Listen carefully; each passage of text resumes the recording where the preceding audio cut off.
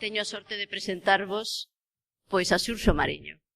Moitos e moitas de vós estades ao tanto da actividade frenética que teñen os nosos divulgadores científicos, entre eles Xurxo, Jorge Mira, Carracedo, Ángel Carracedo, digamos deste trío de ases que temos en Galicia, que temos a pero bueno, un privilexio tremendo, visto, si nos mirásemos ben, o privilexio que temos de que estas persoas que, de alguma maneira, incluso poderían estando sacrificando a súa carreira de investigación, non digo que o fagan, pero que ao mellor está por visitar os centros educativos, dedicarlle tempo a que a xente máis nova, desde os institutos, tenga un achegamento próximo e, non digo lúdico, que a veces tamén, pero desde logo atractivo a todas as cuestións da ciencia que tanto parecía que costaba. Parecía que a xente moza non quería saber nada con eso, solamente hai que cambiar o discurso e as formas de achegarse a eles. E eles nos están demostrando, e neste caso pues temos a Xurxo Mariño que nos lo está demostrando todos os días e que lle agradecemos desde xa que este connosco nestas xornadas. Como sabedes, Xurxo é biólogo, doutor en Ciencias Biolóxicas pola Universidade de Santiago de Compostela, profesor do Departamento de Medicina da Universidade da Coruña. Téndelo no voso dossier, sei que leedes moi ben, solamente vou dar unhas pinceladas. É membro da sección de Ciencia, Natureza e Sociedade do Consello da Cultura Galega, especializado en neurofisioloxía, fai parte do grupo de investigación Neurocom da Universidade da Coruña, así como de varias sociedades científicas estatais e internacionais. Realiza múltiples actividades de divulgación do coñecemento científico, procurando ademais a interacción co mundo das humanidades, algo que a nós nos interesa tanto desde as bibliotecas escolares. Ten publicados libros Os dados do reloxeiro, Ciencia amena para mentes inquietas, Po de estrelas, esta Neurociencia para Julia, que tanta presenza tens nos nosos institutos. Colabora, entre outros, co portal culturagalega.org e co portal de divulgación naucas.com. Organiza os café teatros científicos, seguro que algún de vos estuvo participando en algunha desas actividades, que, como sabedes, é unha actividade divulgativa que leva a ciencia ata os bares e outros espacios onde habitualmente non atopábamos, non? Tamén participa nos discurse shows ou nos monólogos do Espacio de Ciencia e Tecnoloxía da Televisión de Galicia de Conexións. No ano 2011 recibiu, mellor dito, o premio especial do xurado do primeiro certame FECIT de comunicación científica e en 2014 o premio Tesla de divulgación. Por que quixemos, pero bueno, tuvemos a sorte que encima aceptou, que Xurxo Mariño estuvese onse con nos nesta xornada. Na libreta tendes a imaxe, pero xa coñecedes todos a imaxe do cartel e do lema que este ano a Asesoría de Bibliotecas Escolares vos propón aos centros, que é Biblioteca Escolar Base de Exploracións. Entendei 3 anos, como sabedes, estes cartéis que chegan todos os anos aos centros educativos para visibilizar a biblioteca escolar e as súas posibilidades, levamos facendo fincapé e, sobre todo, poñendo a intención nesa necesaria integración entre as ciencias e as humanidades, xa non só nos centros educativos, pero moi especialmente nas propostas, nos materiais, nas actividades da biblioteca escolar. Este ano, a Biblioteca Escolar Base de Exploracións, pois o que pretende é facilitarvos unha excusa para mobilizar recursos, actividades, propostas en relación coa busca de información, en relación coa exploración do próximo ou do que está máis lonxano, do físico e do real, pero tamén do imaginario. Ben, pois o Xurxo Mariño aquí se nos vai falar dunha exploración que fixo, que lle levou un certo tempo, pero que nos vai contar pois moitos resultados e entonces pois xa lle deixo tempo a él para que. Moitas grazas, Cristina.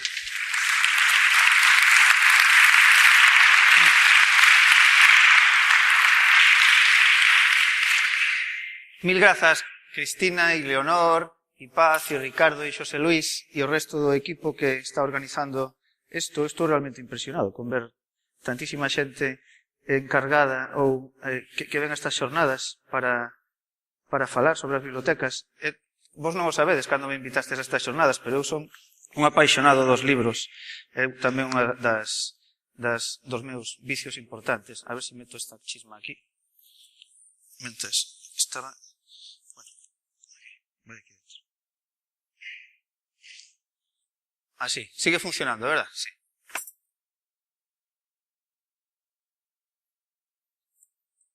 Pois eso, mil grazas por convidarme a participar nunhas xornadas tan extremadamente interesantes, como pode ser falar sobre que se fai coas bibliotecas escolares. No ano, a finais do 2013, e ao longo de gran parte de 2014, durante 11 meses, a miña compañeira, Eli, que está nesta foto, e máis eu,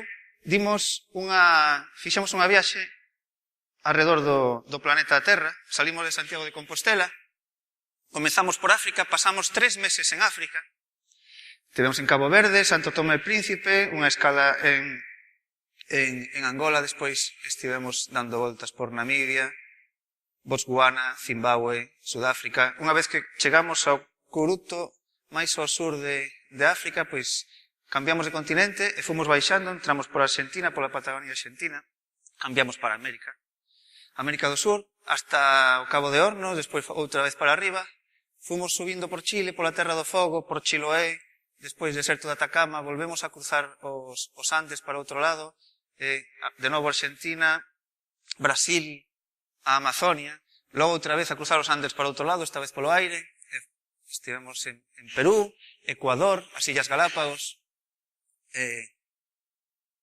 Cuba, percorrimos Cuba, de oeste al este, despois pegamos varios chimpos por Estados Unidos coa idea, sobre todo, de visitar os desertos do suroeste estadounidense, e logo había que cruzar o Pacífico, entón fomos cruzando por Hawái, algunhas illas da Polinesia Francesa,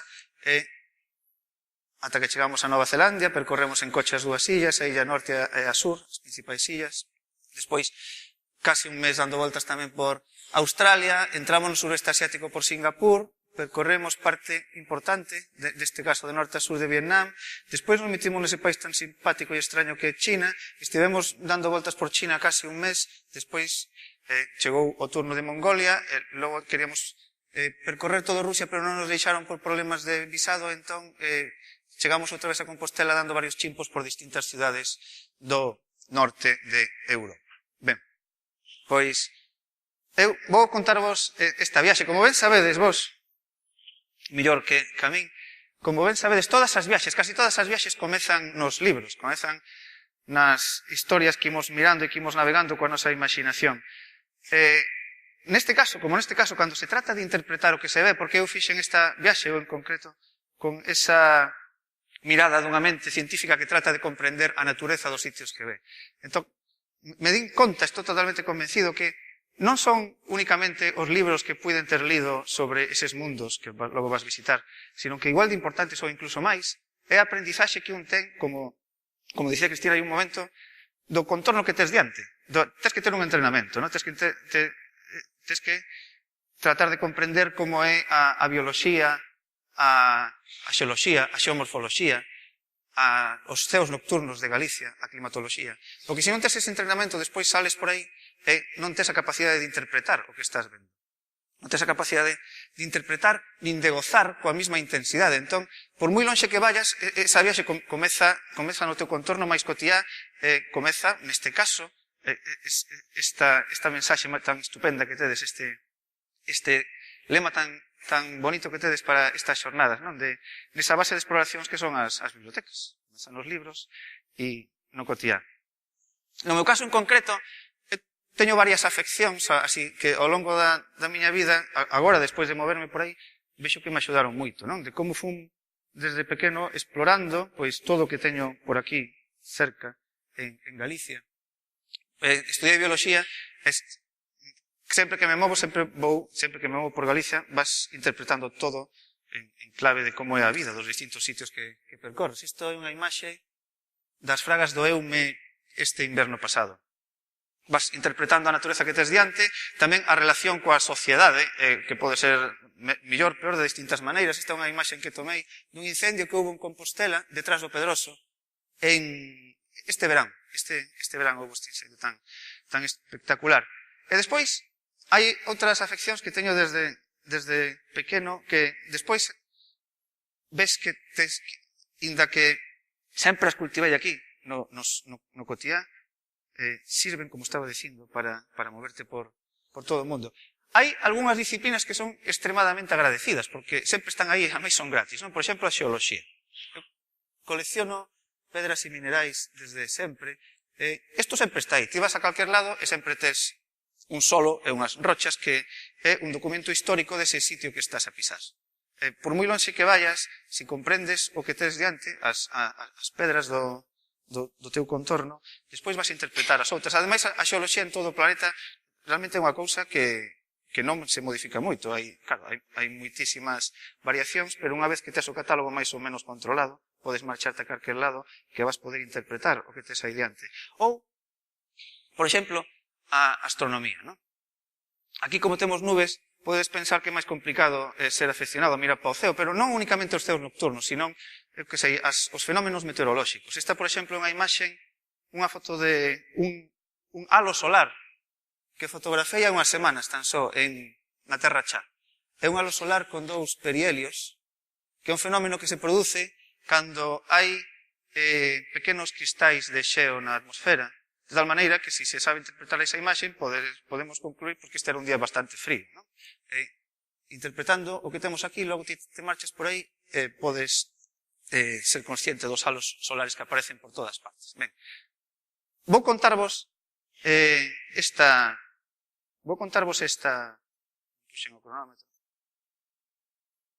viaxe que fixen polo mundo, dando algún tipo de pistas que me parecen así a min máis interesantes ou rechamantes. Todas as imaxes que ides ver son desta viaxe, son fotografías feitas ou por min ou algunhas nas que aparezo eu, feitas por Eli. E tamén decidín, cando estaba revisando, porque unha charla moi similar a esta estou dando por moitos centros de ensino, pero revisando esta, especialmente adaptada, tendo aí como fondo a idea dos libros, saquei tamén algunhas fotos de algúns libros da miña biblioteca que teñen algo que ver coa viaxe, non? Que foron importantes antes da viaxe, durante a viaxe, libros que atopamos durante a viaxe, ou libros que agora mesmo estou mirando para reflexionar sobre toda esta historia. Por exemplo, este. Este é un libro que foi moi influente en min. É o libro que escribiu Darwin cando veu de dar a súa volta alrededor do mundo.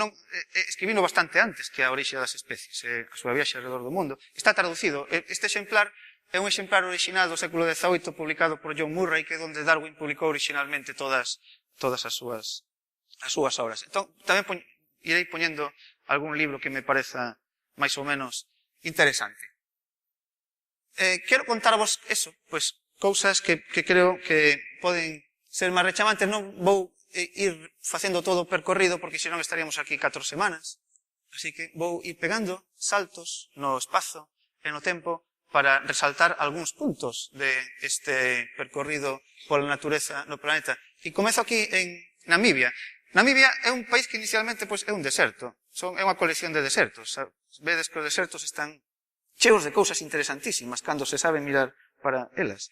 É extraordinario o que un pode ir aprendendo percorrendo desertos. Aquí fixemos como 4.000 kilómetros nese coche, que levaba pois 200 litros de gasolina, 2 rodas de reposto, un teléfono satélite, por suposto, levábamos, porque pasábamos moitos centos de kilómetros sin atoparnos con ninguén, nin con nada, e isto pode ser un pouco inquedante ás veces, mas hai cousas fascinantes como cando se fai de noite, non? Cando se fai de noite, de súpeto, aquí con esta luz, bueno, máis ou menos, te das conta de que estás nun sitio onde non existe a contaminación luminosa, que é un problema que temos aquí, a contaminación luminosa. Entón, automáticamente, volves á casa cando se fai de noite aí e faz esta comparación. Aquí en centos de kilómetros á redonda non había nada. Esta foto está tomada así sin máis, apoiando o coche no capó, a cámara de fotos no capó do coche, pero xa hai estrelas da Bond. Todo isto, esta é Alfa Centauri, que é o sistema Alfa Centauri que é o sistema estelar máis próximo a nós, a Vía Láctea, que non o vemos aquí, non? Entón, se estás acostumado a observar o ceo, aquí en Galicia, é unha referencia estupenda, porque logo te moves de latitude e ves perfectamente como todo eso xira, non? E as estrelas que aquí en Galicia as ves para aí arriba no cénit, nunha época do ano determinada, ti te marchas para ali, para o trópico de, que trópico era, de Capricornio. Trópico de Capricornio. Ahora mismo non estou seguro. Bueno, pero para o hemisferio sur, moito para baixo. Ves que está todo xirado. Tes esa referencia inicial que, como decía, é importante, se cotía. Eu aquí, revisando isto, pensaba nun libro que foi absolutamente esencial para a miña ilusión pola ciencia, que foi este, non? Este de Carl Sagan, o Cosmos. Que non é únicamente, para os que non o coñezades, non é únicamente, para todo o mundo coñece, supoño, pero para os que non tedes navegado por el, non é un libro de astronomía ou de estrelas únicamente, é un libro de historia, de filosofía, de bioloxía. Aí hai moita información metida. É un libro que para mí foi moi importante, pero sigo navegando por esta viaxe. A primeira vez que nos quedamos de noite no deserto do Kalahari, de súpeto apareceron cousas que eu xa me esquecera de que estaban aí. Por exemplo, dúas galaxias que se poden ver así imprevista no hemisferio sur, que son as nubes de Magallanes, esta e esta.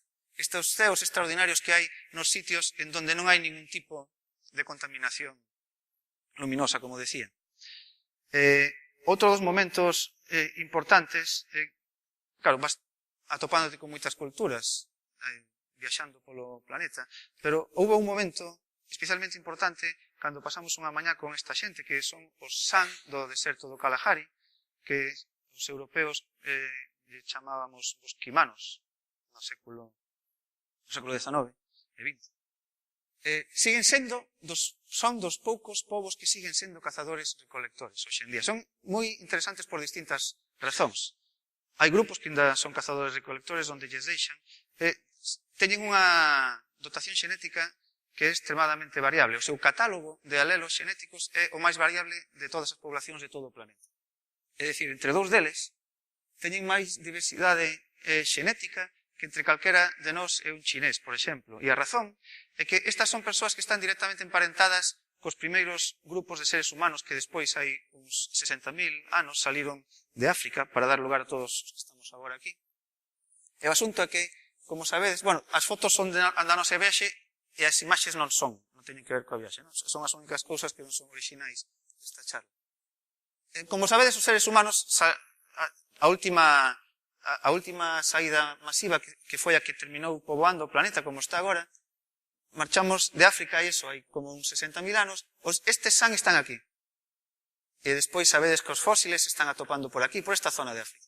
Ben, pois, hai unha dotación xenética inicial de estas bandas de seres humanos que non se transporta toda. Cando un grupo desta xente marcha, que vai facendo esta migración que termina poboando todo o planeta, non marchan todos, non poden marchar todos. Marcha un grupo, e ese grupo non leva todos os alelos. De tal maneira que a medida que nos vamos afastando do núcleo original desta migración, vai diminuindo a variabilidade xenética. Entón, estos Sam están aquí levando dentro de sí pois ese catálogo extraordinario de xenes que é maior que en calquera outra parte. E a terceira cousa extraordinaria desta xente é que utilizan unha lingua moi antiga, como non podía ser de outra forma, que é unha lingua que utiliza consoantes que nós non temos, que son clics. É unha lingua de clics. É unha lingua do grupo Khoisan de linguas. Teñen consoantes como, por exemplo, esta. Ou consoantes como, por exemplo, esta. Que articulan estas consoantes con vogais, non? Entón fan así como algo así. Para que os coitedes, este é un destes homes. Unha mañá fomos con eles e con un intérprete a que nos amosaran algunhas cousas do que fan, e nos está amosando que usos lles dan a estas ervas que vedes por ali, para que vexades como é a linguaxe de clics do San, só así.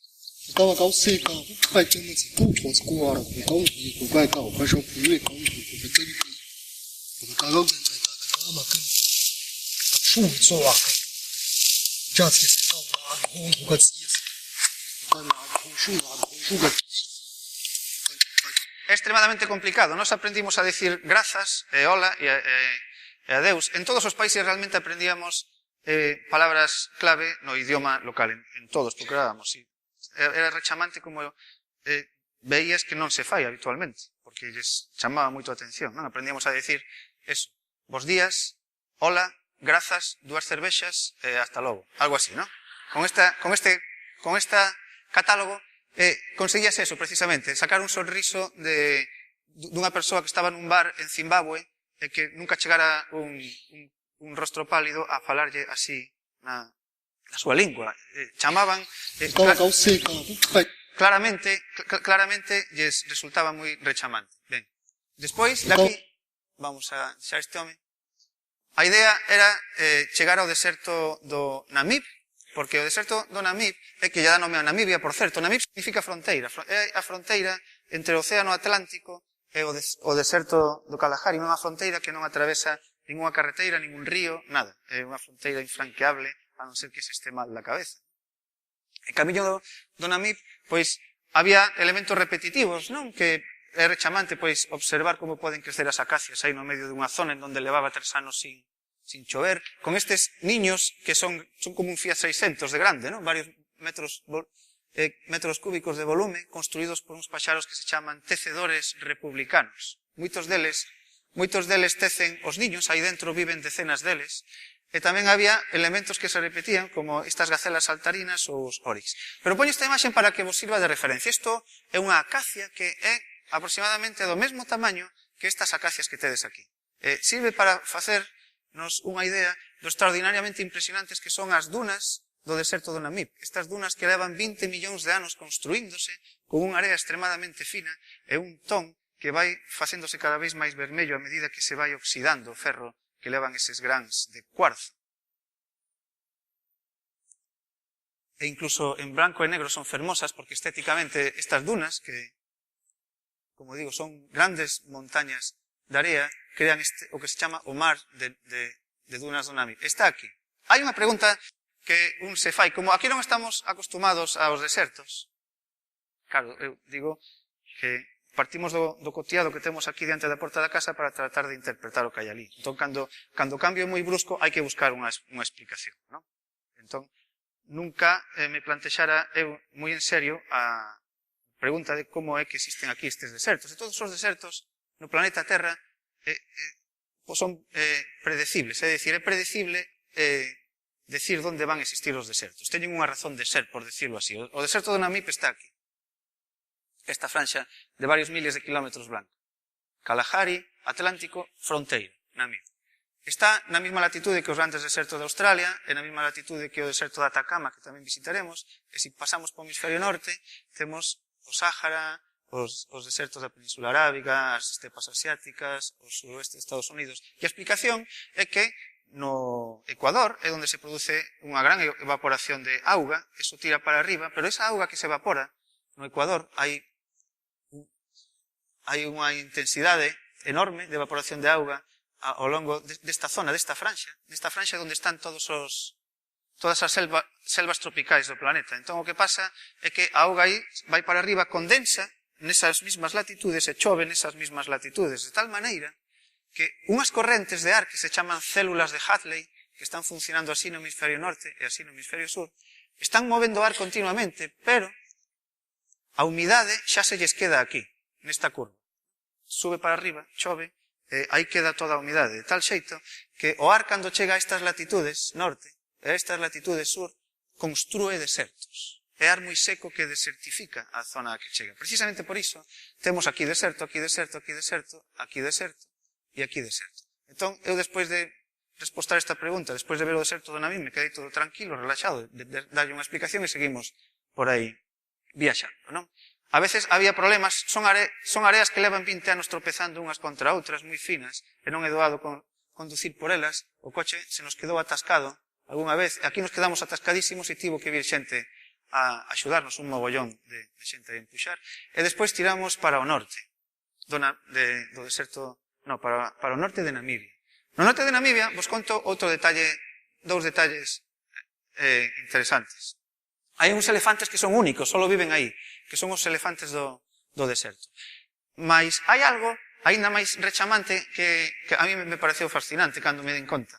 Estas montañas que hai aquí, nesta zona, estas mismas, aí para atrás non se ven todas, pero poden ser algo máis altas, son un anaco de América chantado aí, posto aí en África. Literalmente. É isto. Isto é África, isto é América, e isto son os restos, está indicando unha masa extraordinaria de basalto que cubre unha parte, un área moi ampla de América do Sur, parte de Brasil, Paraguai, Argentina e Uruguai, que é o resto dunha erupción volcánica que tivo lugar hai uns 130 millóns de anos. De feito, é a erupción volcánica máis grande que tivo lugar nunca no planeta Terra. E tivo lugar, precisamente, cando comezaron a separarse estas masas. E isto, a explicación xa a sabedes perfectamente, claro. A explicación é que, debido á tectónica de placas e a expansión dos fondos oceánicos, estes dous continentes foron afastándose, esa idea de Wegener do movimento dos continentes, da deriva continental, e aquí quedou un anaco desta erupción primixenia. Entón, aí estamos pisando lava que é idéntica, trozos de basalto que son idénticos a estos. É unha historia moi chula. Como digo, algúns libros que, preparando esta charla, me viñan á cabeza, pois quería resaltar, e aquí quería resaltar este porque desde hai pouco hai unha edición moi boa desta obra de Wegener desde hai moi poucos anos, en donde conta este libro que escribiu Wegener é moi interesante porque el vai explicando todos os síntomas, todos os signos que el veía que lle permitían deducir que os continentes podían estar movéndose. É unha obra moi interesante. Despois seguimos, neste caso tiramos para o norte, nos metíamos nesta franxa máis verde, como vedes. Este é o sitio, aquí, nesta zona do sur de África, donde hai estas enormes extensións de sabana, en donde é posible entrar en contacto cos animais, todos estes grandes mamíferos que ainda perviven en África. É o único sitio en donde ainda perviven grandes mamíferos, que antes os había en moitos outros sitios do planeta, en Australia ou en América do Sur. E outros mamíferos carnívoros e herbívoros que andan por aí en extensións que están protegidas, que algunhas delas son tan grandes como Galicia. Algunhas destas reservas son extremadamente grandes. Aquí en Namibia nos metimos por aí co noso propio coche, bueno, con ese coche que levábamos para percorrer Namibia. Podías ir polos carreiros de terra que había, non tiñas así, non había ningún problema, te deixaban pasar a ti solo. Mas había varias normas e a máis importante é que baixo ningún concepto podías baixarte do coche. Te das conta rapidamente cando vas por aí e ves un león tomando a sombra ao lado da carretera. E realmente había moitos. Non se che pasaba pola cabeza abrir a porta do coche. E é curioso, porque, sin embargo, os coches podían ser descapotables. Por algunha razón, non atacan, os grandes carnívoros non atacan aos vehículos, porque supoño que aprenderían que non son comestibles, porque non son unha ameaza para eles, ademais non son competidores porque estas cousas non cazan gacelas, así que simplemente pasan. Pero pasan dos vehículos dunha maneira que é tamén moi rechamante, porque parece que somos transparentes para eles, ata o punto de que te podes achegar ou eles andan por aí e nin siquiera te miran. E isto dá lugar a algo que é paradoxal, e é que os animais máis perigosos cos que nos íbamos atopando por estas sabanas africanas, que eran o león, o leopardo e o guepardo, e logo tamén estaban os hipopótamos e os búfalos, pero estes tiñen un comportamento distinto. Pero estes gatos grandes eran os animais aos que máis te podías achegar, porque non tiñan ningún medo de ti, pero ningún. Entón, as únicas fotos que teño de animais de moi cerca son de animais moi perigosos, curiosamente, non? Outra estrategia para observar fauna nestos sitios era irte a donde hai pozas. Donde hai pozas é o lugar por onde van desfilando ao longo do día todos os animais, porque teñen que beber. Así que, se é unha época seca do ano, podes conseguir chegar, pois, que che coincida un momento tan chulo como este, en donde estábamos aquí no Solpore e había un rinoceronte negro bebendo aquí ao lado dunhos elefantes. A foto é especial, sobre todo, polo rinoceronte negro. E despois fomos a Botswana, Botswana ten un modelo de turismo especial, porque non se pode entrar en coche, non hai maneira. A única maneira é chegar en avioneta a determinados hotéis, campamento que están desperdigados polas reservas. Así que non hai máis remedio que ir en avioneta. Te subes nunha avioneta, te deixan nunha pista, e despois aí teñen 4x4 e te levan por aí de paseo, os que están aí. Aparecía algo que eu nunca pensara niso tampouco. Outra cosa que, era rechamante e a veces, pois, inquiedante. Nunca aterrizan a primeira estas avionetas. Nunca chegan e dicen, bueno, xa está, aterramos. No, pero non polo que estades pensando. Nunca aterrizan a primeira porque non queren. Non aterrizan a primeira porque dan unha volta de recoñecemento antes pola pista, porque é moi común que estén animais pastando na pista, que estén por ali, que anden por ali. E nos pasou varias veces. Cando menos 2 veces non pudemos aterrar. Aquí estamos aterrando e tedes unha xirafa no medio da pista mirando así, ¿no? Tranquilamente.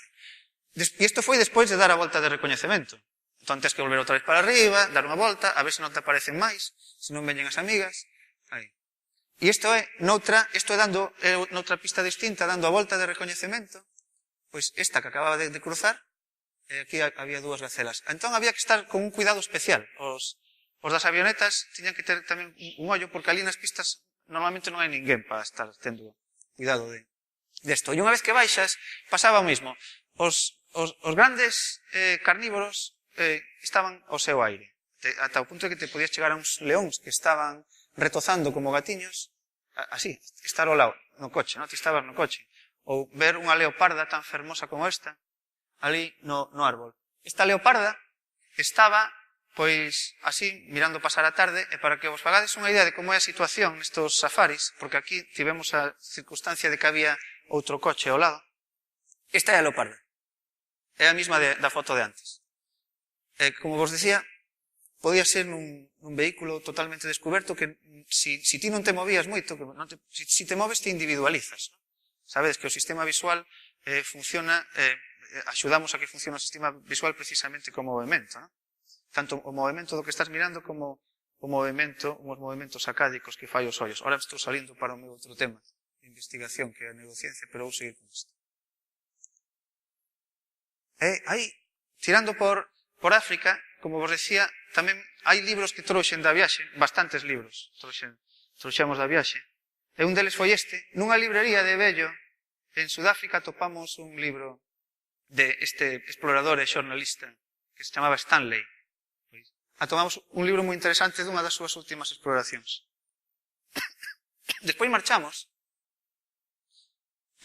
fomos a ver un punto que é interesante, porque son estas cataratas que hai, as cataratas Victoria, que hai entre Zambia e Zimbabue. Isto é Zimbabue e isto é Zambia. E aí está a reina esta de Inglaterra tirando para abaixo. Pois, pensando nas cataratas, estas cataratas, estes grandes cursos que hai no planeta por algunha razón construen lugares extraordinarios. Vamos a ver máis dun nesta viaxe. Reflexionando sobre este río, eu lembreime de outro libro que vos quero amosar, que é un dos mellores libros de divulgación que coñezo e que li nunca e que por algunha razón está traducido a pouquísimos idiomas.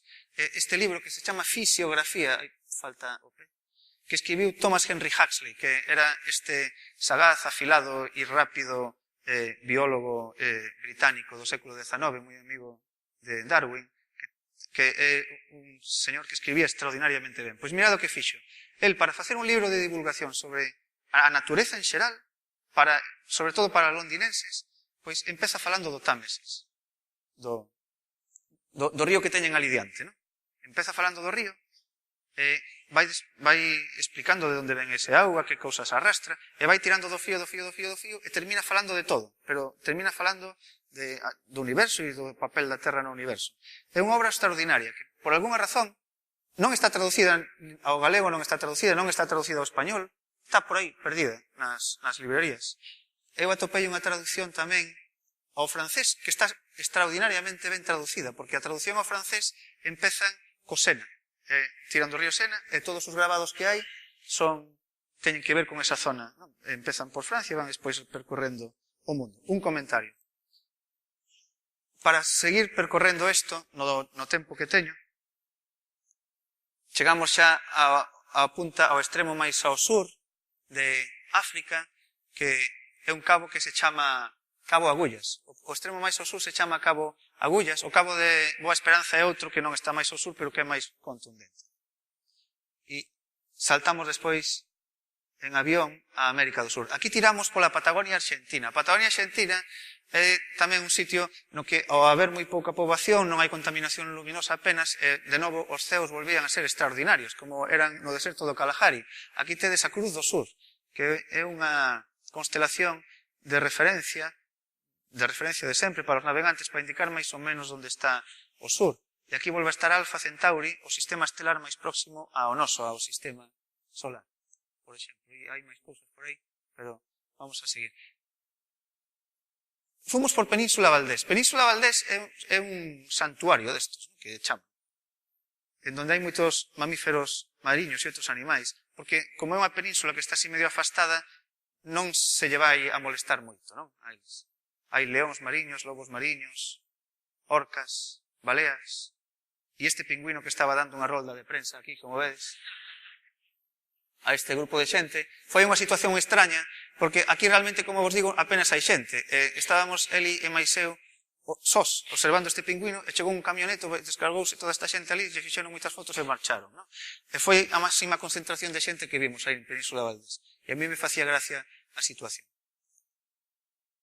Eu cando estaba aquí, cando estábamos pola Patagonia Argentina, estaba especialmente emocionado e o meu corazón latía a unha frecuencia un pouco máis alta do normal, de media, porque cando Darwin estivo por aí pola Patagonia Argentina, foi un dos momentos interesantes no desenvolvemento das súas ideas evolutivas, porque atopaba moitos fósiles de cousas, de animais que xa non estaban vivos, pero que se parecían aos animais que estaba vendo en directo. Eso deu pé para moitas reflexións, e eu sabía que aí había moitas posibilidades de atopar fósiles, e efectivamente, é un sitio extraordinario. Hoxe en día siguen atopándose fósiles desde dinosauros a fósiles, pois, mariños como este. Este é un ostrea patagónica, é unha ostra moi grande. Aquí non teño unha referencia, non puxen a navalla para ter de referencia, pero unha ostra bastante grande que está no que era un antigo fondo mariño, nestos estratos que agora, como o mar está retirado respecto á situación original, pois se ven. Pero aquí, movéndose por aí, iban aparecendo miles de fósiles mariños nesta zona en concreto. E despois nos metimos no mundo do xeo. Aquí está o que se chama o gran manto de xeo de América do Sur.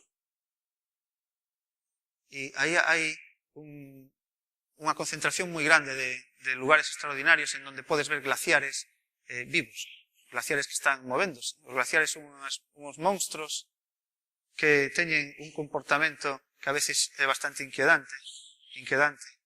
E unha das cousas que máis chaman a atención é, seguro que moitos de vos vistes algún glaciar, ou aquí en Europa hai glaciares tamén, se poden ver no norte de Europa, algúns, é a cor intensamente azul que teñen os glaciares. A neve branca, e estos son azuis, hai unha especie de transformación ao longo da súa vida que lles confire este color. A explicación é que a neve reflicte todas as longitudes de onda porque ten moitos espazos con ar e esa estructura física reflicte todo o que lle chega.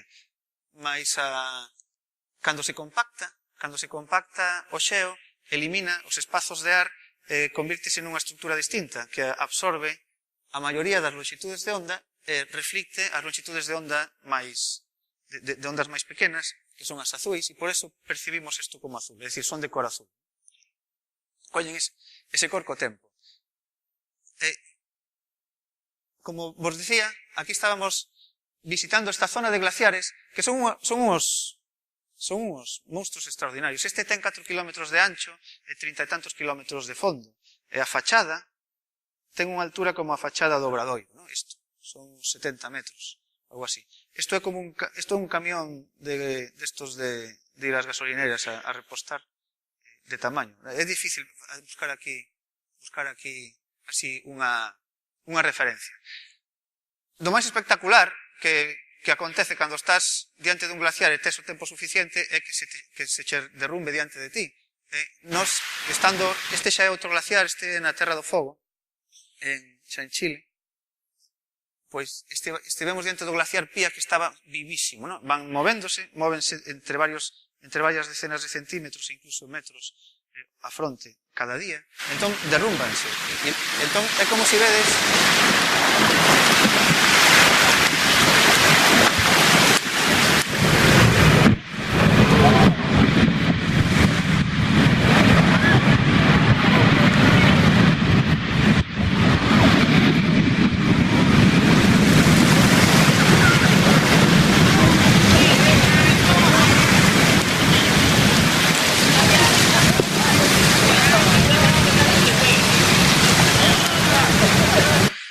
pasei medo, e aí me empeza a temblar o pulso e corro para arriba, na cámara se ve, porque aí parece que está todo moi tranquilo na grabación, pero acababa de caer un trozo grande, por eso estaba abaneando a auga, porque isto estaba todo en calmo, e despois caeu unha masa enorme, caeu unha masa como un edificio de un montón de pisos, caeu, crea unha ola grande que viña cara a nós, entón aquí escapamos para arriba, aquí está o guía dicindo ya este marcha de aí. Bien. A pesar de todo, a pesar de que están en movimento estes monstruos, podes camiñar por eles, non podes cabalgar os monstruos. Aquí tedes aos seres humanos nunha esquina do glaciar que se chama Perito Moreno. Esta actividade, se vas con guías que controlen a situación, porque isto está movéndose uns 40 centímetros o Perito Moreno polas beiras móvese uns 40 centímetros cada día, e polo frente metro e pico, 2 metros. Entón o que faz recibimos un curso acelerado de camiñar con crampóns, automáticamente te convirtes en superhéroe, podes camiñar polo xeo, casi por columnas, por paredes verticais, e tiras para arriba, non? Isto é desde unha ladeira a mesma camiñada que fixemos nós, que consistía en meterte hacia dentro polo glaciar, non? Ata que chegabas ás dietas que había por dentro. É un mundo que, por moita preparación que tivera aquí, desde a preparación que, como vos dicía ao principio, sempre tes estudiando o cotiá, pois aquí, para facer escalada en xeo, hai algunhas zonas para facer escalada en xeo, pero glaciares desta magnitude non hai, non? Entón é un aprendizaxe que tes que facer a toda velocidade. Chegamos ata o Cabo de Hornos.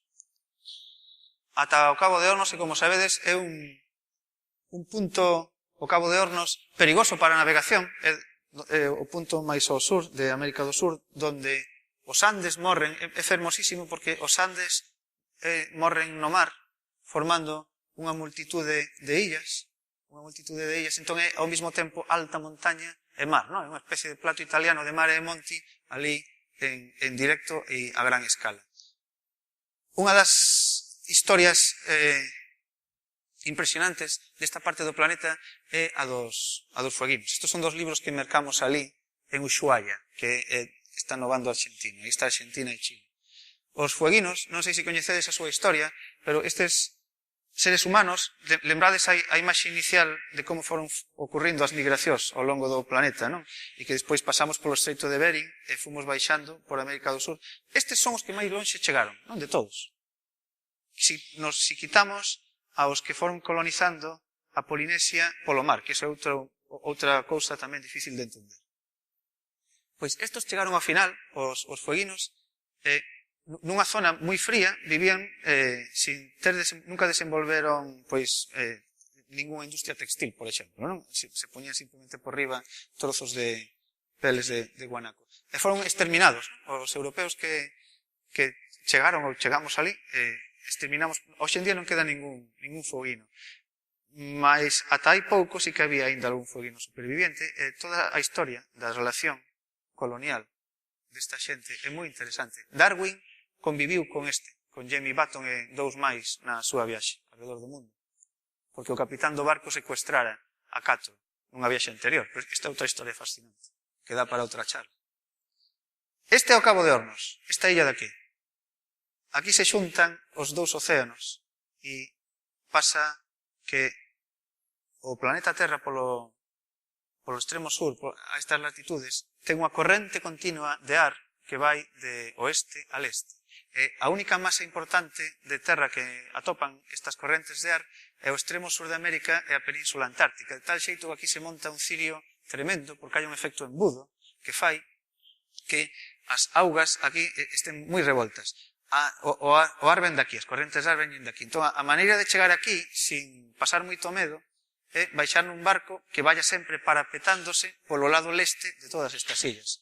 E iso foi o que fixemos. Salimos de Ushuaia e fomos parapetándonos sempre, baixamos por aquí, sempre ao leste das illas, logo saltamos por aquí, baixamos por aquí, nos metimos por estas dúas e chegamos aquí. Cando estábamos a piques de chegar aquí, a cuberto no lado leste desta illa, fixen esta foto. Este é o Cabo de Hornos, e estamos a cuberto, e así todos os ventos eran de 140 km por hora. Aquí. Bueno, Non nos puxamos un pendente, como se facía antiguamente, cando se cruzaba, bueno, nós non cruzamos o Cabo de Hornos, fomos, escorrentamos outra vez para arriba, parapetamos, por aí. Sabedes que a historia o que conta é que eses navegantes que se poñían o aro era precisamente para indicar que sobreviviran ao paso do Cabo de Hornos, non? Era unha especie de gandeiría de superviventes.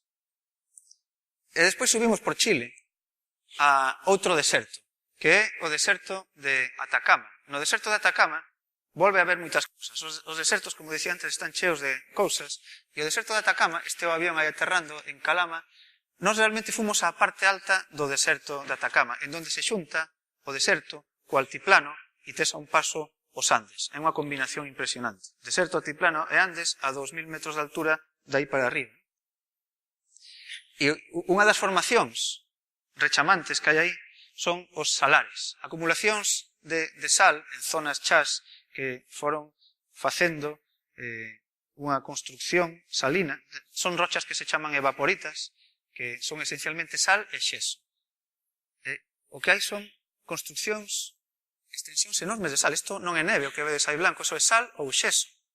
Estas son cinzas volcánicas, porque aí hai moitos volcáns, mas estes son sal e xeso. Entón, neste coche, neste caso, percorrimos esta zona do altiplano con este vehículo. Íbamos camiñando por aquí polo sal. Estas montañas son de sal, non? Aí fixamos un experimento. Cando chegas a estas montañas, ves o fermosas que son as montañas de sal. Teñen estas formas que, como si que chove algo aquí nesta zona alta, a auga vai perfilando as montañas de sal e dándolle esta forma. Fixamos un experimento científico preciso para comprobar que esas montañas eran de sal, non? Que foi pegarlles uns lambetóns ás montañas.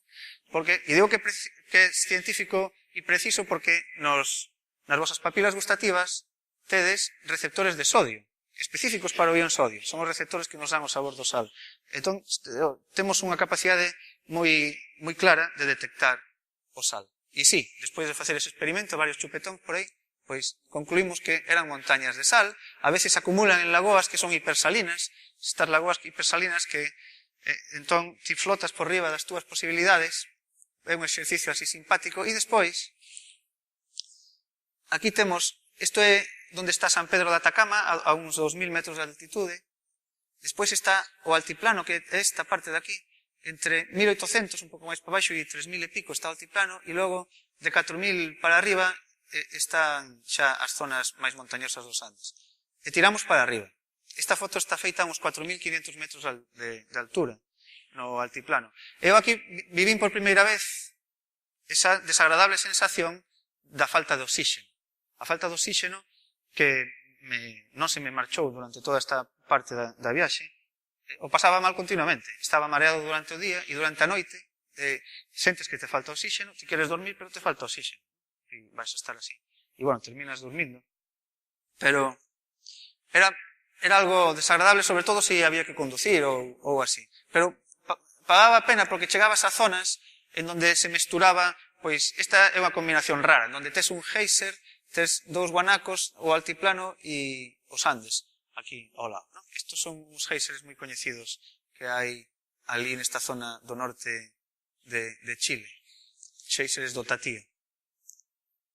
Queríamos cruzar a cordilleira dos Andes por terra, en coche. Non polo aire, que despois xa o faríamos, pero ao cruzarla en coche para ter a sensación, ter a idea clara de como é eso de grande, non?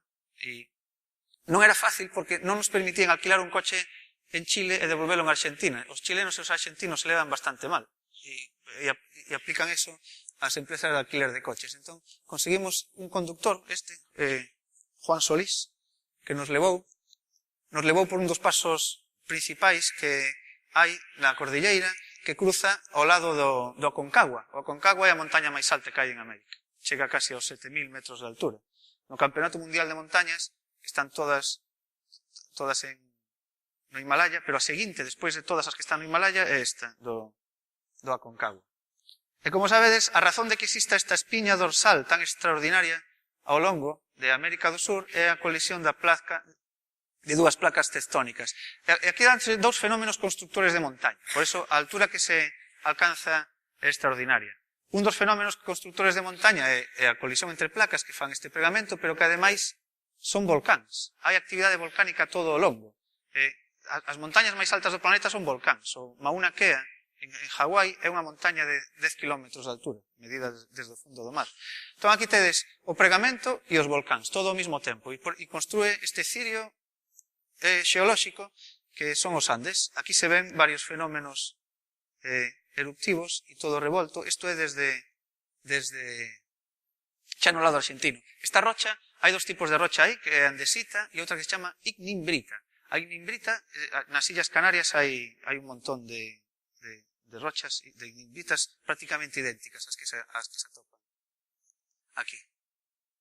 E saltamos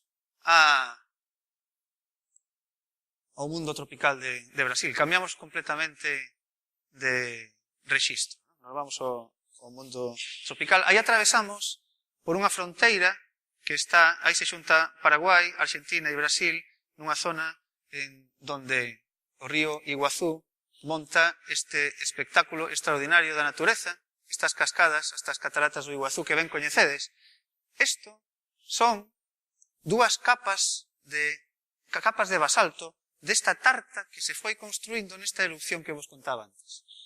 Esta erupción, as cataratas do Iguazú están en plena tarta.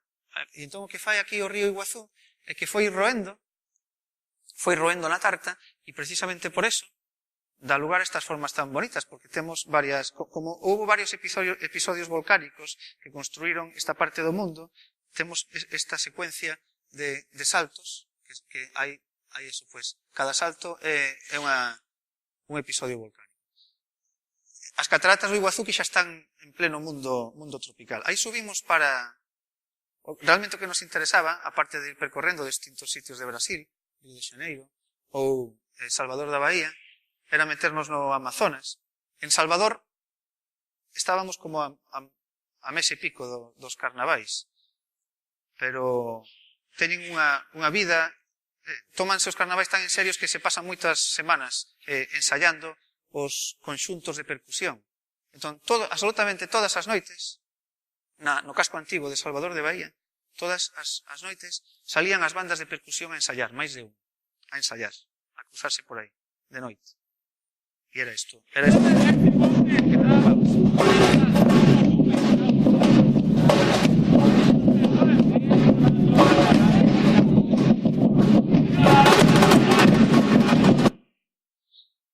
Había que dormir, pero dormía despois do espectáculo, ¿no? Si camiñabas, tomabas algo e ibas a dormir. O Amazonas é extraordinario. O Amazonas é, a mí o que máis me sorprendeu aquí, un mundo acuático. É esencialmente a auga a que monta toda a historia. E despois as plantas e os animais van desenvolvéndose onde a auga lles deixa. Ocupa como 50% a conca do Amazonas de América do Sur. E aquí atopamos un libro que foi unha referencia boísima. Este libro é unha combinación extraordinaria que explica como funciona desde o punto de vista físico, xeolóxico, biolóxico, a historia humana, os problemas sociais e os problemas económicos. É un compendio bastante ben escrito, que agora sigo estudando nel. É unha das cousas que atopamos por ali. Ben sabedes que o Amazonas, pois, é unha combinación extraordinaria de diversidade vegetal e animal. Aí está ele mirando, enfrontándose a esa gran árbore. E despois, este é, como era este, Roberto. Este foi o noso guía polo Amazonas. Roberto, un rapaz do río Negro. É un caboclo. Os caboclos son os descendientes dos indígenas que vivían na Amazonia e os portugueses. É agora unha gran parte da poboación, sobre todo nas zonas máis poboadas. Realmente non había maneira de moverse. Unha vez que baixabas, nos movíamos sempre pola auga, había que moverse pola auga, e unha vez que baixabas, pois había que utilizar o machete para poder avanzar. E, entre outras cousas, Roberto nos ensinou isto, ¿no? Co machete. Hai un montón de cousas que ver aí, ¿no? Pero comento solamente dúas. Este é unha madeira que, como vedes, ten unha cor intensa, vermella. Parecen brasas casi aí funcionando. Os portugueses, cando chegaron ali, viron eso, traían a madeira, porque con esta madeira se construín os arcos dos violíns e dos violonchelos. É unha maneira dura e fermosa. E como parece en Brasas, era a madeira que viña dali, dese sitio, bueno, lle chamaron Pau Brasil, por esa cor de Brasas, é o país de onde viña. A historia esta, pois, terminou chamándose Brasil, por esa cor de Brasas destas madeiras. Eso é o que, según parece, non, eso é o que conta a historia da etimoloxía deste país. E logo Roberto tamén nos ensinaba a fauna que iba aparecendo, ¿no? Como esta tarántula, esta é refeito a tarántula máis grande que hai no planeta, que andaban por ali. Estas andaban por ali pola selva, pero atopamos tamén unha algo máis pequena no propio camarote do barco, nun camarote do barco. E lle puxemos un vaso enriba para soltala, ¿no? Entón, mentras estaba aí secuestrada por nós, lle fixen unhas fotos. E este é un pequeno caimán. Estaba todo, como vedes, como xa sabedes perfectamente, pues, cheo de vida, non me paro máis con este. Estes son os sobriños de Roberto. E estas son as autopistas e as carreteiras que hai por ali. Todo é polo auga, a xente vai, os rapaces van ao cole en barco, os autobuses son así, porque non hai maneira, non ten sentido tampouco facer cousas pola terra, porque se anega todo, se complica todo. Todo é polo mar, porque se vas ao río principal, xa ves que esta é unha autoestrada gigantesca, este é o Amazonas, que ten varios kilómetros de anchura en algunhas zonas, e o Amazonas despois xúntase, sigue sendo o Amazonas, pero ten un afluente que é o Río Negro, e hai un punto moi bonito en onde se xunta o Amazonas e o Río Negro, o Amazonas e o Río Negro, que é unha combinación, é un colacao e un té negro, literalmente, ¿no? É un colacao porque, sabedes que o colacao non é unha disolución, que é unha suspensión, e isto é unha suspensión, isto ven dos Andes, é auga brava, que arranca sedimentos e os vai arrastrando, por eso ten esta pinta, ¿no? Esta pinta de colacao. E isto é un té, isto é auga máis calma, que vai baixando do norte desde Venezuela, coas follas e a materia orgánica que cae no río van formando esta inmensa infusión. O interesante é que cando se xuntan, como teñen, pois, temperaturas, velocidades, densidades e pHs distintos, son renuentes a mesturarse durante varios kilómetros, como desde aquí ata Sigüeiro, non se mesturan. O río Amazonas ten así dúas cores durante todo ese percorrido. E chama a atención, non? Un río, e isto ahora se pode aplicar tamén a calquera outra parte do planeta, un río así, todo un río oscuro, que parece que está contaminadísimo, ou así, pois, estas son aguas limpísimas, isto podía beberse, sin ningún problema. Bueno, sin ningún problema. Isto tiña demasiada suspensión, pero esta de aquí, en principio, non había moitos problemas para que se beber. Aquí, despois da volta, hai unha das reflexións que facía, era o complicado que é realmente vivir nestas zonas da selva. Hai unha situación que é totalmente paradoxal, e é que neste mundo, que está cheo de vida por todas partes, é moi fácil morrer de fame, porque para saber extraer os alimentos de aí hai que aprender, hai que ter unha aprendizaxe profunda. Unha das mellores demostracións desto é este francés que fixo unha viaxe por aí polo Amazonas, morreu de fame. Atopáronse despois os seus diarios e vai contando esa situación, vai contando esta situación que estaba dicindo, non? Como era de terrible estar rodeado de vida por todas partes e ser incapaz de extraer nada, ¿no? para manterse vivo. E aí saltamos a Perú. En Perú é un sitio en donde nos dedicamos esencialmente a sumerxirnos nas culturas estas precolombinas. Ten unha cantidad extraordinaria de restos extraordinarios, sobre todo dos incas, pero de moitos outros, e tamén, pois, está moi presente a vida dos quechuas, non? A vida, ali, a relación entre os colonos e os habitantes orixinais en distintas zonas do planeta é moi distinta, vai cambiando moito, dependendo dun país e do outro. Entón, aquí, ao irse a unha zona rural, pois, estabas directamente no mundo quechua. Que beben chicha, que é unha especie de cervexa feita con millo, e comen nas celebracións importantes estes roedores, son como unhas fermosas ratiñas que se chaman cuis, ou nós tamén lle chamamos cobayas ou coellos de indias. Cando están despeluxados, teñen esta pinta de rata, están realmente moi ricos porque teñen así esa textura como cochinillo que se fai aquí en Castilla. queda así, bastante. As Illas Galápagos. Para unha persoa amante da vida, ir ás Illas Galápagos é como para alguén que lle gusta o chocolate caer así nun frasco moi grande, de chocolate. Porque as Illas Galápagos, todos coñecedes as Illas Galápagos, son uns volcáns moi recentes. O feito de que sexan moi recentes dá lugar a dúas cousas. Bueno, hai dúas cousas. Son moi recentes e os seres humanos non chegamos ali ata hai moi pouco. É dicir, nunca estivemos ali encordiando. De tal maneira que se atoparon estas illas nunha situación en donde había, e sigue, hai algo de interferencia, pero bueno, sempre houve bastante pouco. O que pasou, como ben sabedes, é que a vida que foi colonizando as distintas illas non se mesturou moito. De tal maneira que, inda que son especies moi próximas, cada illa ten un catálogo de especies lixeiramente distinto. E iso é unha demostración moi clara de como vai desenvolvéndose o proceso evolutivo. Agora están protegidas as illas, todos os seus animais, e iso dá lugar a que toda a fauna ali ande como se meten ata a cociña.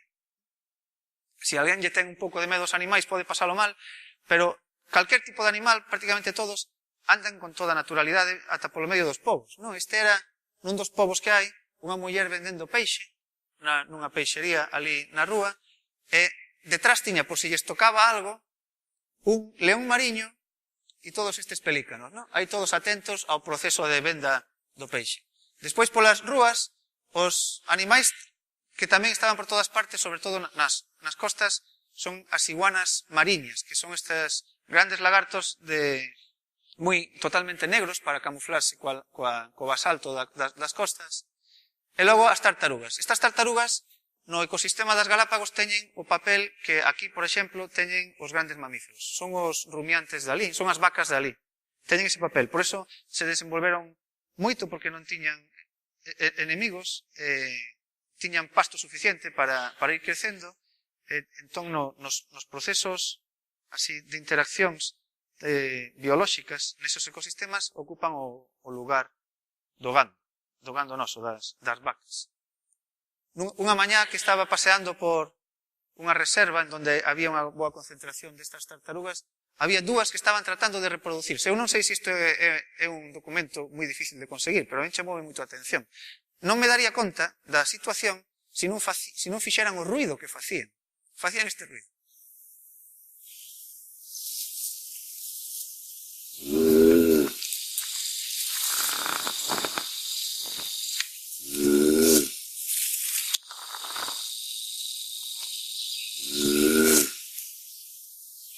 Bueno, este é o macho, a femia non a vemos, esta non está participando, pasaba por aí, non ten nada que ver. A femia está por aí abaixo. E como vedes fai un ruido bastante rechamante, que non o fai coa boca, é ar que se lle escapa por algún lado, porque hai un efecto fuelle, non? Se vas andando e te tropezas con unha destas tartarugas, o que fan é que se esconden para dentro, e fan como os camións cando aparcan, non? Fan así, botan, como hai unha parte dura, ese caparazón sólido, que está interaccionando coas partes brandas, cando meten máis masa dentro do que está delimitado polo caparazón, teñen que botar ar para fora. Entón teñen vías de escape de ar. Este son, que nunca, non sei aínda por onde fan, era o son que se lle escapaba por algo. As iguanas, fago outro comentario das cousas que aprendín aí das iguanas, porque por moito que leas, non? Eu tiña lido cousas sobre estes animais, hai cousas que ao mellor ou non lle das importancia ou non te decatas ata que non estás ali.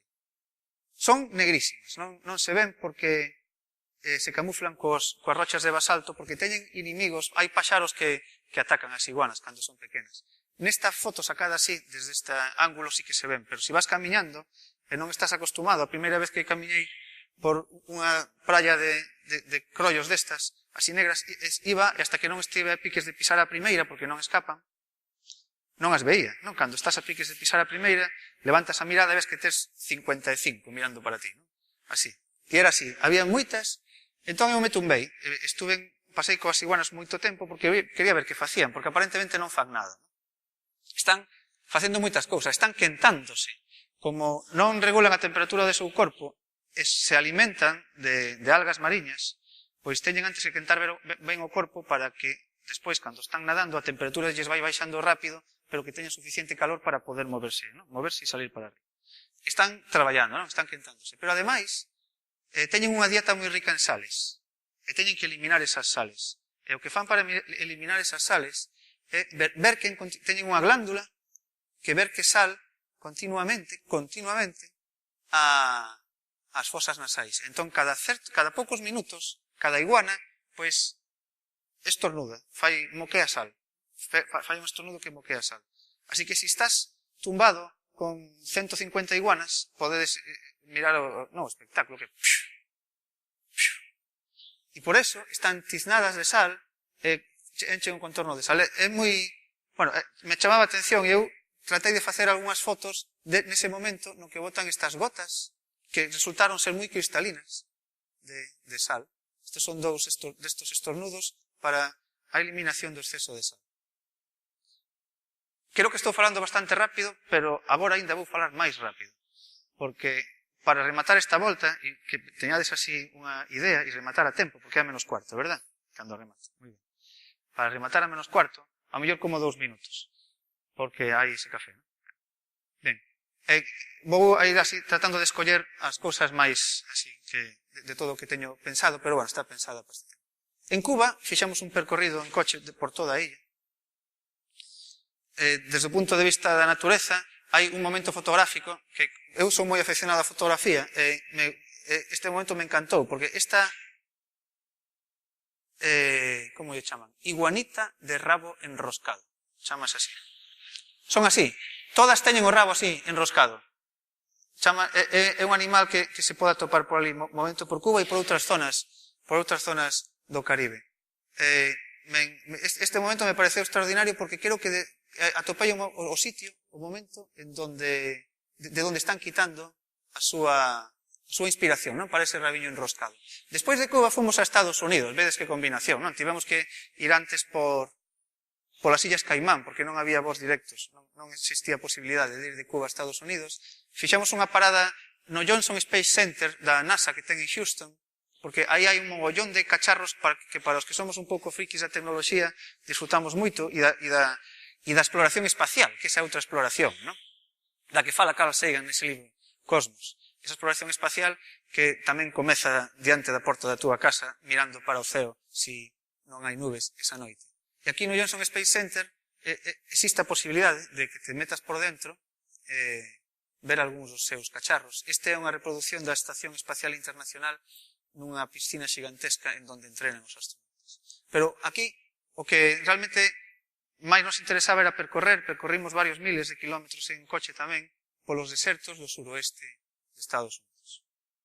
Unhos desertos, moitos son moi coñecidos, porque son moi fotoxénicos e utilizados nas pelis, non? E había algo que a min a veces me enfadaba un pouco, e era chegar a un país e percorrer un montón de librerías e ser incapaz de atopar libros sobre ese propio país. E pasa moito. Pero pasaba en moitísimos países, que non había ningún tipo ni siquiera no idioma do país, non? Ou libros que te axuden a interpretar o que tes diante. Noutros, non son este, non, en Estados Unidos, en noutros, realmente a oferta era extraordinaria, era impresionante, como ben sabedes. Por exemplo, nesta zona, únicamente para esta zona do suroeste de Estados Unidos, hai unha zona moi concreta, que é a zona que está entre Arizona e o Gran Cañón, o sur de Utah e o deserto e o estado de Nevada. Había libros tan específicos como un para ir estudando a xeoloxía que se ve indo en coche. Ou outro para achegarte pateando a determinadas zonas. Entón, claro, eso te permite interpretar moito mellor pois o que vas vendo. Dous comentarios simplemente. Este Monument Valley, que ben coñecedes das películas de vaqueiros, é un deserto solidificado. Se te achegas aquí e miras con moito cuidado esta arenisca, ves esos restos do deserto que está aí solidificado. Nun estrato distinto hai restos deste dinossauro, Eubrontes, que está distribuído por todo o planeta. Estas huellas son tamén unha das probas do movimento das placas continentais, porque están distribuídos en zonas que agora están moi separadas. Eubrontes se chama. E logo chegamos ao cañón do Colorado. Este non é o cañón do Colorado. Este é o Colorado máis para arriba. antes de facer ese gran carón. É outro carón distinto. Isto sigue tirando para baixo e chega a un punto en donde monta este tremendo escenario, non? O río Colorado, hai moi pouco. Isto construíse realmente nos últimos 6 millóns de anos, non leva tanto tempo. Isto é un extraordinario libro de historia. Aquí pasan, bueno, hai moitas cousas que pasaron para que isto se pudese construir, pero unha delas é que os estratos desde hai 80 millóns de anos hai uns 550 millóns de anos se mantiveron así, prácticamente horizontais, sin ninguén que os remexera, nun espazo bastante amplo. Despois, o río, pois tivo a delicadeza de ensinarnos as páxinas deste libro de historia.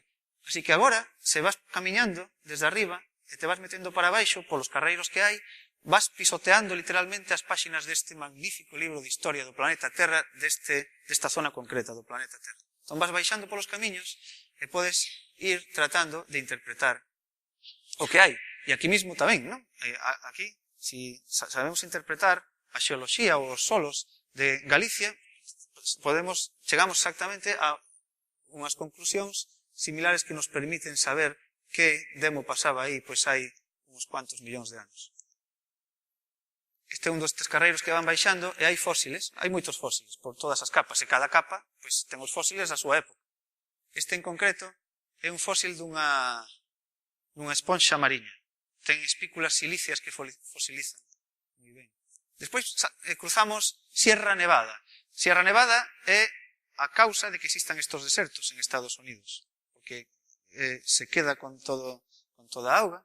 Cruzamos para San Francisco, pero para tirar, sigo dando os chimpos xa máis rápido, para a Hawái, saltamos polo Pacífico, vou ir un pouco máis rápido.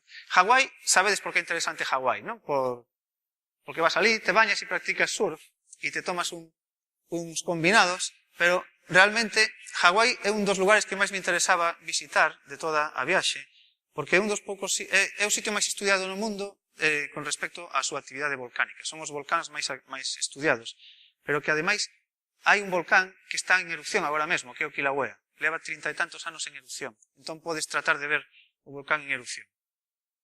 Este é o Mauna Kea, 4.000 metros de altura, desde o mar hasta aquí. 10.000 metros ata o fondo do mar. E este é a foto que fixen do cráter do Kilauea, que está en erupción. Este é a Cruz do Sur, de novo Alfa e Beta Centauri, pero aquí non te podes achegar aí, non hai maneira, é moi perigoso. Pola costa, por abaixo, este volcán está botando por fora por un lado que chega casi á costa. E está botando por fora por un lado que é selva tropical. Estas illas son tropicais pola parte de abaixo. Aquí se rodaron esta serie Lost, ¿no? Perdidos, para que vos fagades unha idea do tropical que é. E non hai maneira, non hai excursións legais que te permitan ir aí. De feito, ahora é totalmente ilegal, pero cando nós estivemos aí era como alegal. En internet atopei a este rapaz e a outro colega que nos levaban, me levaron a min, que eu quería ver a lava movéndose, quería ver como é, quería tocar a lava con un pau, non directamente. Foi a camiñada máis grande que fixemos. Aquí tivemos que atravesar durante 4 horas unha selva infernal. Primeiro, os primeiros 15 minutos son moi bonitos, pero despois, cando levas todo o tempo enfangado, continuamente tropezando con todo, cortándote con todo que vas tropezando, e son así 4 horas, terminas agotado. Pero o premio era chegar á zona en donde estaba o Botán construindo novo territorio. Aquí, esta é lava que acababa de solidificarse. Se nos quedábamos quietos moito tempo, se nos derretían as olas das botas. Apestaba a azufre e estaba botando. Salía lava por moitas zonas. Había que andar con cuidado. Eu, polo menos, voltei contento porque a lava estaba devorando o bosque, iba avanzando por unha zona de bosque, entón iba salindo e devoraba o bosque. Vou rematar xa a toda velocidade. Os atolóns de coral. Sabedes que os atolóns de coral foi o primeiro gran descubrimento que fixo Darwin, que era un gran xeólogo. Os arrecifes de coral son illas que se van afundindo e o coral que crece ao seu arredor, pois, como sempre, ten que vivir preto da superficie de auga, vai tirando para arriba. Entón se forman estes anéis. Aí saltamos ata Nova Zelandia que é tamén un gran paraíso natural. aí descubrín un libro moi chulo, que eran os libros que se publicaban para os colonos que iban a Nova Zelandia, cando empezaron a chegar de maneira masiva a principios, mediados do século XIX. Entón son uns libros moi interesantes, porque é a visión que tiñan os colonos do país e dos maorís, dos que vivían ali. Estos son fentos. Fentos, esta é unha persona, está ele, para que vexades o tamaño dos fentos, e despois deste paraíso natural que é Nova Zelandia, saltamos a Australia. En Australia, desde logo que hai moitas cousas que contar, non? Pero estos son uns morcegos que son como raposos de grandes, son así. Pero o máis desagradablemente interesante de Australia é a situación de marxinación na que viven os aborixes australianos. É increíble como estás en Nova Zelandia, en donde estás con os europeos que teñen agora montada ali o seu país, están ata certo punto orgullosos dos maorís, fan esa danza, esa haka, non? Nos seus equipos de rugby. Pero saltas o mar, vas a este país, e os aborixes australianos que chegaron aí hai uns 45.000 anos, están totalmente fora da sociedade que se montou despois, porque son cazadores-recolectores. Xa non poden seguir sendo cazadores-recolectores con un mundo de granxas que se montan que xa non lles permite vivir. Pero tampouco son quen de adaptarse a ter unha vida na sociedade que está agora montada. Entón están marxinados, prácticamente todos. Hai unha interacción rara entre eles e os blancos. Este é un libro de Bruce Chatwin moi recomendable para entender que pasa aí. E esta muller chamase Raichi Wanga, que é a señora coa que pasamos un día, que nos foi ensinando pois algunhas das cousas, das costumes das aborixes, e entre outras cousas comín estas formigas de abdomen verde, que o que se fai é as colles, as machacas e as tiras, as metes para dentro, non? Un alimento que sabe a limón. Singapur, vou rematar xa, porque realmente remato aquí, non dou toda a volta, en Asia, non? Vietnam é outra sociedade interesante, porque é como un comunismo encantado de coñecer ao capitalismo, non? Na situación actual. Aí sigue sendo un mundo moi rural, en donde estas mulleres despois atopei este libro, as mulleres do rural van e veñen continuamente para vender, son os principales vendedores ambulantes que ves nas grandes cidades. E é unha historia moi bonita. O tráfico en Vietnam é outra cousa tamén que é realmente tola, pero isto xa o salto. E vou rematar con China. China é un país, imaginade, aquí ten unha poboación enorme, ten 56 etnias distintas.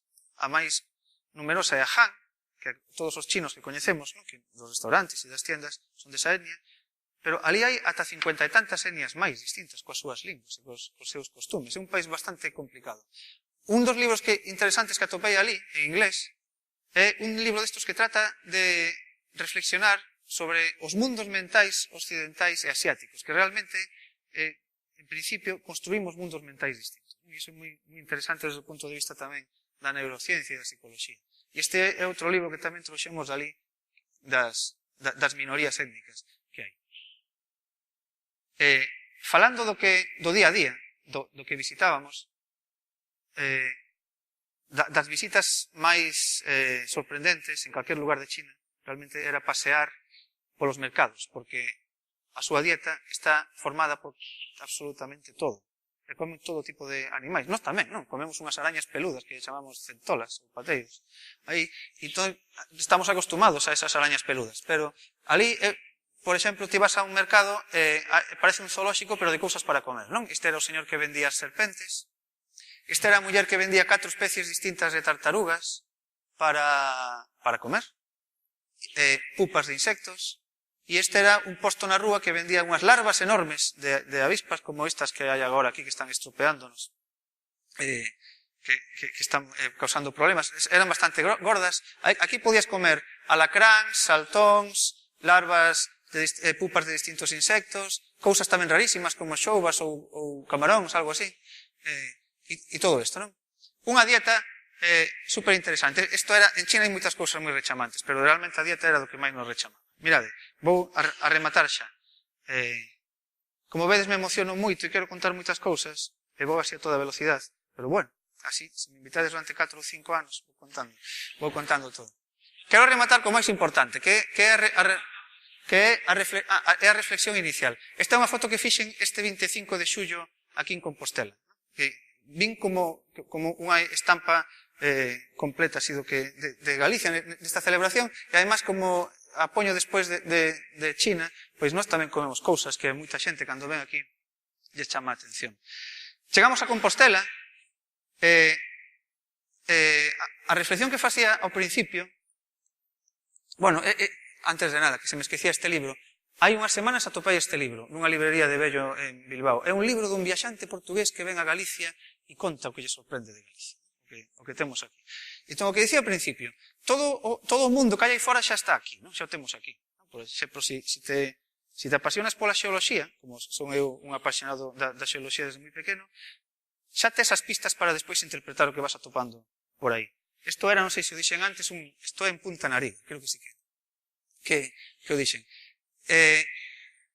Movéndote por aí, non? O que eu veía era precisamente eso, non? Que eu levaba preparando a viaxe pois toda a vida, porque se estás interesado e vas tratando de comprender como son os ecosistemas, o que dicía antes, os ceos, ou a xeoloxía, eso, ou a bioloxía, do que tes diante xa tes medio camiño feito, non? Estás comenzando a viaxar polo resto do planeta, pero que ademais, despois de facer unha viaxe así desta natureza, que estás 11 meses por aí, e volves, e todas estas fotos que puxen, esta e esta, son de agora, son recentes, son de despois da viaxe.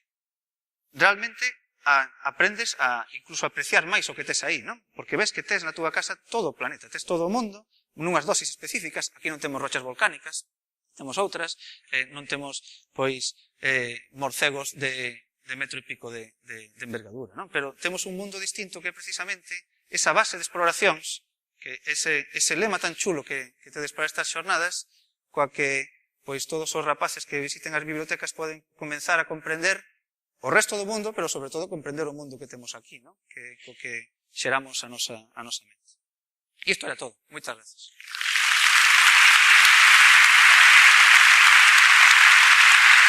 Gracias.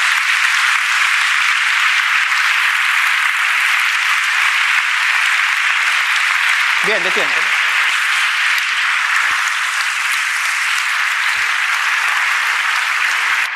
Ya andas. Bueno, moitas grazas, Xurxo. Non sei vos, pero agradezolle a Xurxo que nos lembre o que é o prazer de descubrir e de mirar, non? E a importancia que ten que lle aprendamos os rapaces e rapazas que están connosco, que o importante que é mirar o que teñen ao redor e ser conscientes delo. Nada, temos 10 minutos de pausa, unha pausa breve, e logo seguimos con dúas experiencias que vos presentará Leonor. Son dúas experiencias de bibliotecas que están traballando precisamente para que os nenos e as nenas aprendan a mirar o mundo que teñen ao redor. Nos vemos en 10 minutos.